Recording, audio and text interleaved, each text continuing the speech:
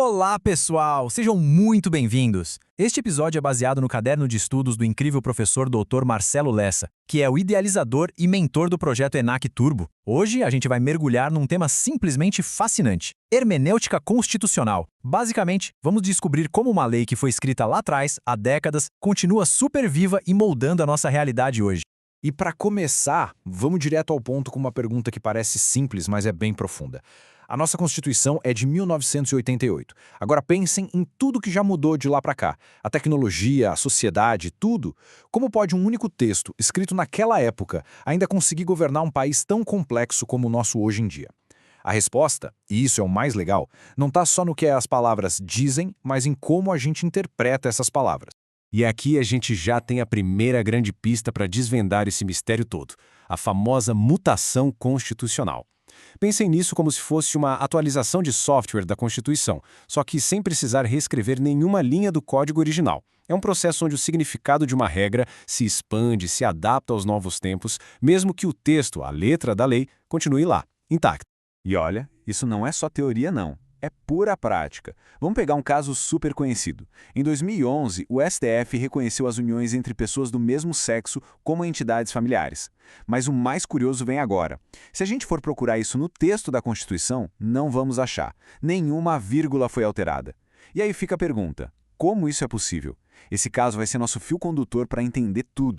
Para a gente entender essa mágica jurídica, a gente precisa abrir o que eu gosto de chamar de caixa de ferramentas dos intérpretes do direito. A hermenêutica nos dá exatamente isso.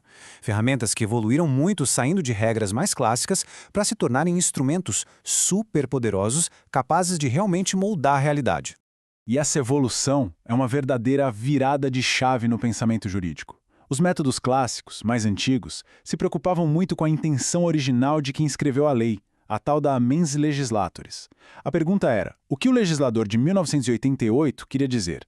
Já os métodos modernos, que são os que importam para a gente hoje, focam no propósito da lei agora, na mens legis. A pergunta muda completamente: que problema social essa norma resolve hoje? Essa mudança é simplesmente revolucionária, porque ela transforma a Constituição de um documento de museu, estático, em uma ferramenta viva que serve à sociedade de hoje. E aqui, o professor Lessa nos mostra 3 desses grandes métodos modernos, cada um com uma pegada diferente. O de Theodor Wierholg, por exemplo, diz para a gente começar pelo problema, pelo caso concreto, e só depois olhar para a norma. Já Konrad Hess faz o caminho inverso, parte da norma para depois analisar o problema. Mas é a terceira teoria, a de Friedrich Müller, que nos dá uma imagem visual que ajuda a entender tudo isso de um jeito muito claro. E essa é a famosa teoria do iceberg. O que Müller diz é genial. O texto que a gente lê na lei é só a pontinha do iceberg, a parte que está fora d'água. A norma completa, ou seja, o iceberg inteiro, é a combinação desse texto com o pedaço da realidade social que ele regula. É a parte submersa e gigantesca. Ou seja, a norma jurídica não está prontinha no papel. Ela é construída o tempo todo, nessa interação entre o que está escrito e a vida real, o dia a dia. Bom, agora que a gente já conhece as ferramentas, vamos voltar para o nosso caso prático. Como é que essa caixa de ferramentas foi usada na prática para resolver a questão das uniões homoafetivas? Como aqueles princípios que parecem tão abstratos viraram uma decisão que de fato mudou a vida de milhões de brasileiros? Então, como o STF chegou nessa decisão? Não foi um truque de mágica, foi método puro. Eles começaram com a base de tudo na nossa Constituição, o princípio da dignidade da pessoa humana. A partir daí, usaram uma ferramenta chamada princípio da máxima efetividade, para garantir que esse direito fundamental tivesse o maior impacto possível na vida real. E, por fim, eles fizeram uma interpretação conforme a Constituição, para alinhar o sentido da palavra família com todos esses valores maiores. E qual o resultado de tudo isso? Uma autêntica e clássica mutação constitucional. E aqui a gente vê o impacto real, concreto. Esse novo entendimento da palavra família foi, na prática, integrado ao significado da Constituição. Isso levou diretamente à Resolução 175 do Conselho Nacional de Justiça, que obrigou todos os cartórios do Brasil a realizarem casamentos entre pessoas do mesmo sexo. A teoria abstrata virou um direito concreto, exercido ali, no balcão do cartório. Fantástico!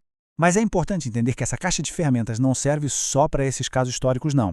Ela é usada todos os dias para resolver um dos maiores desafios de qualquer sociedade democrática: o que fazer quando 2 direitos fundamentais batem de frente.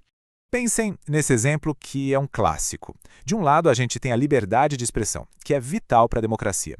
Do outro, o direito à privacidade, que é essencial para a nossa dignidade.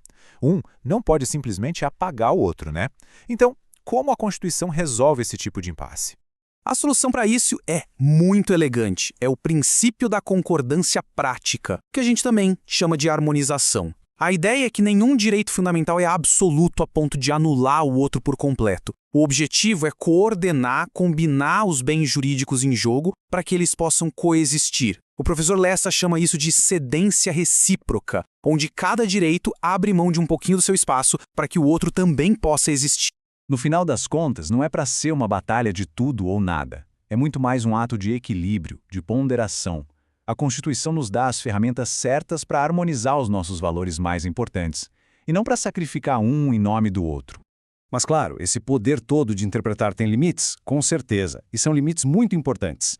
Pensem num tribunal como o STF. Ele é dividido em órgãos menores, as turmas. A súmula vinculante número 10, que a gente está vendo aí, diz basicamente que uma dessas turmas, sozinha, não pode chegar e simplesmente ignorar uma lei. Se fizer isso, mesmo que não declare a lei inconstitucional, ela está violando a chamada reserva de plenário. E na prática, isso funciona como uma trava de segurança.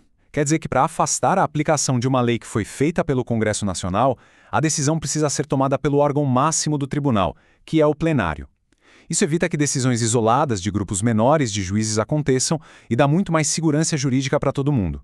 É um mecanismo de freios e contrapesos dentro do próprio judiciário. E essa citação do professor Marcelo Lessa resume com perfeição a essência de tudo que a gente conversou hoje. A letra fria da lei é insuficiente para alcançar a justiça. A interpretação é o que dá alma ao direito, é o que permite que um texto, às vezes antigo, continue respirando e respondendo aos desafios de um mundo que não para de mudar. Isso tudo nos deixa com uma reflexão final, né? Se o significado da Constituição está sempre evoluindo com a sociedade por meio da interpretação, qual será a próxima fronteira? Que novos desafios sociais vão exigir que a gente abra de novo essa caixa de ferramentas para encontrar respostas que talvez ainda nem estejam escritas? Fica aí a reflexão. E este conteúdo foi produzido a partir do material do projeto ENAC Turbo, sob a autoria e orientação do professor Dr. Marcelo Lessa. Se o que a gente conversou hoje te ajudou, não esquece de se inscrever no canal e ativar o sininho das notificações. Assim o YouTube te avisa assim que o próximo resumo for liberado. E conta pra gente nos comentários qual assunto vocês gostariam de ver por aqui. Um grande abraço e até a próxima.